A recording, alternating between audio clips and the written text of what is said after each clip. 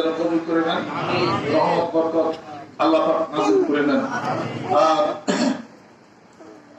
ছোট্ট একটা কথা,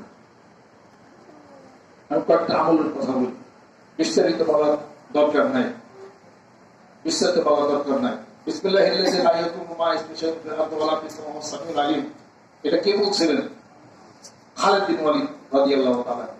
তিনি যখন মুসলমান হলেন, মুসলমান পরে তখন তাকে চ্যালেঞ্জ করা হলো, কি ইসলাম গ্রহণ করেছো, দেখি তোমার ইসলামের মধ্যে কি আছে, কি চাও, ভাই এক গ্লাস বিষ দেবো, খাইতে পারবে না?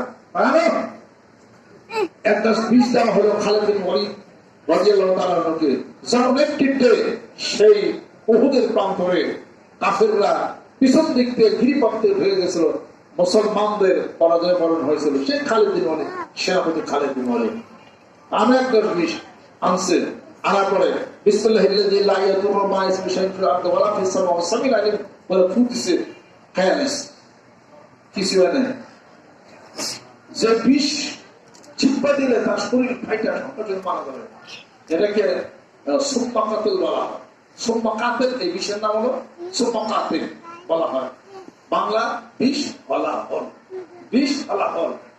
আমাদের দেশে তৈরি হয় না সেটা, সৌদিতে এমন পছন্দ, এক গ্লাস বিষ খায়া হজমটা ভালাইছে। আপনি ওই বিষটা মুরগির ওষুধ যদি খান তার না নিব, কথা ঠিক কেন? পুরো রান খেলে আমার মরে না, ও বিষের দুরস্থা। আর খালিদ বিন ওয়ালিদ রাদিয়াল্লাহু খাইছে, কিছু হয় নাই। কিসের উপরে? বিসমিল্লাহিল্লাযী লা ইয়াদুররু মা ইসমিহি শাইউন ফিল আরদি ওয়া লা ফিস সামাই ওয়া সামিউল আলীম। এটা আপনি পয়েও যদি খেয়ে তারপরে বলবেন, তারপরে বলুন। তার মানে ওটার মধ্যে ঈমান কম।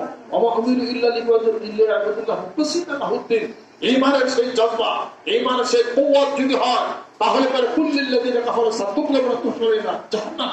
তার ঈমানের জজবা যদি থাকে, ৩১৩ জন সাহাবীর সাথে ওই ১০০০ কাফের পাগল সারা করতে আয়না দিয়ে ১০,০০০ কাফের কেরাবে আর ৫০০ মুসলমান উঠাইয়া হওয়ার।